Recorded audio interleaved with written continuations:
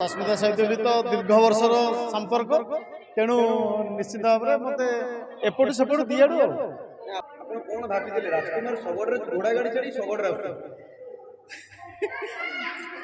ସିଏ ଯାହା କରନ୍ତି ସବୁ ନୂଆ ପ୍ରକାର କରନ୍ତି, ସବୁବେଳେ ତାଙ୍କର ସେଇଆ ଚେଷ୍ଟା। ବାହାଘରକୁ ବି ସେଇଭଳିଆ ନେଇଥିଲେ ଆଉ ପୂର୍ବରେ ବାହାଘରରେ ମାନେ ଝିଅ ବିଦା ହେଲା ବେଳକୁ ଯାହା ଥିଲା ଏବେ ଆଉ ନୁହଁ। ଏବେ ପୁରା ବିଦା ହେଲା ବେଳକୁ ଏବେ ସମସ୍ତେ ଏନ୍ଜୟ କରୁଛନ୍ତି, ପୁଅ ବି ଏନ୍ଜୟ ଝିଅ ବି ଏନ୍ଜୟ। ଶଗଡ଼ରେ ଭାଇ ଯାଇଥିଲେ ସେମାନେ ମାନେ ସେଇଆ ତ ଏବେ ଯାହା ବାହାଘର ହେଲେ ବି ଆମ ବାହାଘର କଥା ଉଠୁଛି, ତା ମାନେ ତ ଏଇଟା ତ ଆଉ ଭୁଲିବା କଥା ମାନେ ଆମେ ଆଉ ଭୁଲି ବି ପାରିବୁନି କେବେ। ଆପଣମାନେ ତ ମନେ ରଖିଛନ୍ତି ନା। ଲଭ୍ ମ୍ୟାରେଜ ଆମର। ମୁଁ ବି ବୁଝିପାରିନି ସେ ପ୍ରପୋଜ କରିଥିଲେ କି ନାହିଁ, କେମିତି ବାହାଘର ମୋ ମମିଙ୍କୁ କହିଥିଲେ ଯେ ମୁଁ ଆପଣଙ୍କ ଝିଅକୁ ଭଲ ପାଉଛି ବାହା। ମୁଁ ଯେତେବେଳେ ଆଙ୍କୁ ଦେଖିଲି ଇ ଗୋରା ହେଇକିନା ହାଇଟ୍ ବାଲା ମତେ ଲାଗିଲା ଯେ ହଁ ବୋଧେ ଭଗବାନ ମାନେ ସବୁବେଳେ ଲାଗିଛି ମତେ ସେମିତିଆ ଗୋଟେ ଝିଅଟେ ମିଳିବା କଥା ମୁଁ ଭାବୁଥିଲି ଜି ଦି ପଟରୁ ମାନେ ପୁଅ ଘର ପଟୁ ଝିଅ ଘର ପଟୁ। ଝିଅ ପଟରୁ ପୁଅ ଆସିବା ଟିକେ ଲେଟ୍ ହେଇଯାଉଛି ତ ଏ ଅବିକା ହେଲାଣି 10:30 10ଟା ସୁଦ୍ଧା ମାନେ 10:30 ସୁଦ୍ଧା ପହଞ୍ଚିବା କଥା। ମତେ ଲାଗୁଛି ରାଜା ଯୋଉ ରେଟ୍ରେ ଆସୁଛି ପୁରା ହାତୀରେ ବସିକି ଆସିଲା ଭଳିଆ ଲାଗୁଛି। ତେଣୁ ଇଏ ଆହୁରି ଘଣ୍ଟାଟେ ପରେ ପହଞ୍ଚିବ। ତେଣୁ ଯେହେତୁ ମୋର କାଲି ସକାଳେ ସୁଟିଂ ଅଛି ଜଲ୍ଦି ଜଲ୍ଦି ସସ୍ମିତା ସହିତ ବି ତ ଦୀର୍ଘ ବର୍ଷର ସମ୍ପର୍କ ତେଣୁ ନିଶ୍ଚିତ ଭାବରେ ମୋତେ ଏପଟୁ ସେପଟୁ ଦିଆଡ଼ୁ ଆଉ ଆପଣ ତ ଶଗଡ଼ରେ ଯାଇଥିଲେ, ସିଏ ତ କହୁଛନ୍ତି ମୁଁ ଘୋଡ଼ା ଗାଡ଼ିରେ ଆସୁଛନ୍ତି। ହଁ ଆସୁଛି ବାଣ ଫୁଟେଇକି ଆସୁଛି।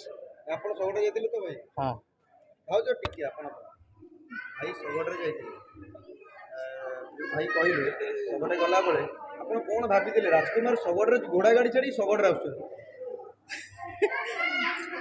ସିଏ ଯାହା କରନ୍ତି ସବୁ ନୂଆ ପ୍ରକାର କରନ୍ତି, ସବୁବେଳେ ତାଙ୍କର ସେଇଆ ଚେଷ୍ଟା। ବାହାଘରକୁ ବି ସେଇଭଳିଆ ନେଇଥିଲେ ଆଉ ଘରେ କିଛି କହିଲେନି ଯୋଉପଟେ କଣ ଏମିତି ଆଉଛି ଶଗଡ଼ରେ କଣ କରିବ କାର୍ ଛାଡ଼ିକିନା? କିଛି ସେତେବେଳେ କିଛି ଏତେ ଟେନସନ୍ ଥିଲା ଆଉ ସେଇ ବିଷୟରେ ଆଉ କିଛି କେମିତି ଭଲରେ ଭଲରେ ବାହାଘର ହେଇଯାଉ। ଝିଅ ଘର ଲୋକ ସେଇଆ ଚାହାନ୍ତି ଯେ କେମିତି ଭଲରେ ବାହାଘରଟା ହେଇଯାଉ। ଆଚ୍ଛା ଭାଉଜ, ସେତେବେଳେ ଆପଣଙ୍କ ବାହାଘରରେ ଯାହା ଘଟୁଥିଲା ବର୍ତ୍ତମାନ ସେଇଆ ଘଟୁଛି ନା ପୁରା ଅଲଗା? ନା ବାହାଘରକୁ ଏବେ ଆଉ ସେଇଆ ନୁହଁ। ମାନେ କ'ଣ କହିଲେ ପୂର୍ବରେ ବାହାଘରରେ ମାନେ ଝିଅ ବିଦା ହେଲା ବେଳକୁ ଯାହା ଥିଲା ଏବେ ଆଉ ନୁହଁ। ଏବେ ପୁରା ବିଦା ହେଲା ବେଳକୁ ଏବେ ସମସ୍ତେ ଏନ୍ଜୟ କରୁଛନ୍ତି, ପୁଅ ବି ଏନ୍ଜୟ ଝିଅ ବି ଏନ୍ଜୟ।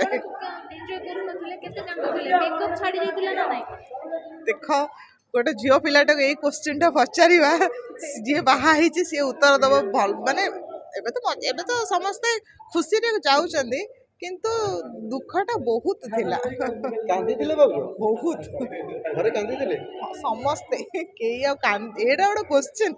ଗୋଟେ ବାହା ହବ ହେଇ ଝିଅକୁ ଯେତେବେଳେ ପଚାରିବ ବିଦା ହେଲେ ଗୋଟେ କାନ୍ଦିଥିଲେ, ଆଉ ସେ କ'ଣ ଉତ୍ତର ଦବ? ଏବେ ଗୋଟେ ଗୀତ ବାହାରିଛି, ମୋ ବାହାଘରେ ମୁଁ ନାଚିବି ମୁଁ ଯାହାର ପଟେ ଯିବାନି, ବାହାଘର ସେ ନାଚୁଛନ୍ତି। ମୁଁ ସେମିତି ନଥିଲା। ବାହାଘର ବେଳକୁ ହଁ ବାହାଘର ବେଳକୁ ମେକଅପ୍ ନେଇଥିଲି, ସବୁ ଛାଡ଼ି ଯାଇଥିଲା, କିଛି ନଥିଲା।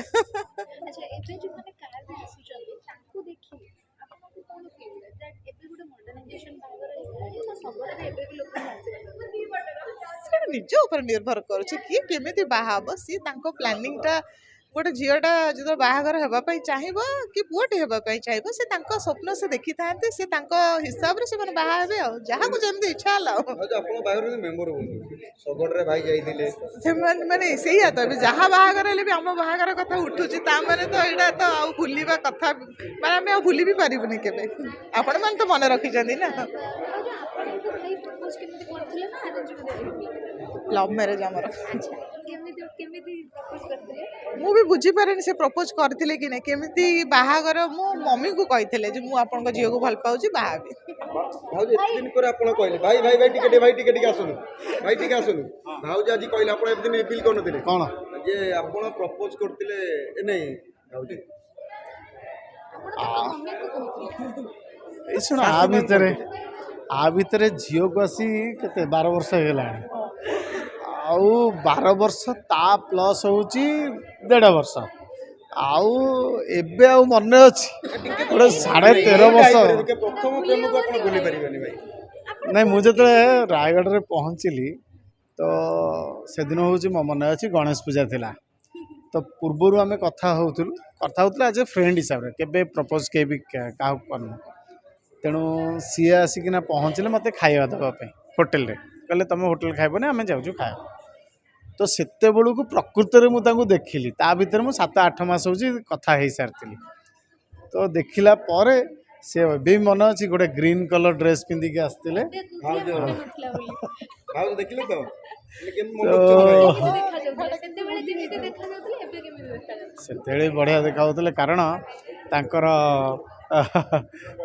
बढ़िया मोर आमर माँ को घर पटर जम देखा मो माँ भी माने पाखापाखि 5 फुट 7-8 इंच तो माउसी माने भी समस्या से ही भाया गोरा है कि ना हाइट वाला मुझे जो देखिली ये गोरा है कि ना हाइट वाला मत लगे हाँ बोधे भगवान माने सब लगे जे मत सेमतिया गोटे झीटे मिलवा कथा मुझे भावुली तो गोरा ही जमी डेंगा झीटे देखिली मुझे कहला ये हूँ आम घर को ठीक पड़ो तेणु से हिसाब से माँ आसते आई भी आसते मुझे कहू कहू कहीदेली मुझे कहले दे दियो मत कई बेकार अच्छा भाई कटक को नहीं पड़ा कटकिया सब जहाँ कहते फटकिरा कहीदे मुँह उपर तो मुझे गोटे हस खुशी गोटे कथाटे एमती फोपाड़ी देली मुझे कहले देखिए केते दूर जाऊँगी ना मो हठात कर कौन किए कौन राजी हो कौन कौन भाई तांको मत भल लगुला से माने मत भल पाउले किंतु तापर हूँ कटक आसिले कटक रे तांकर गोटे मेडिकल कथाटे थिला से आसिले आसिला पर आम घर लोक मैंने भी सेतु देखिले कहले तू तो कथा हो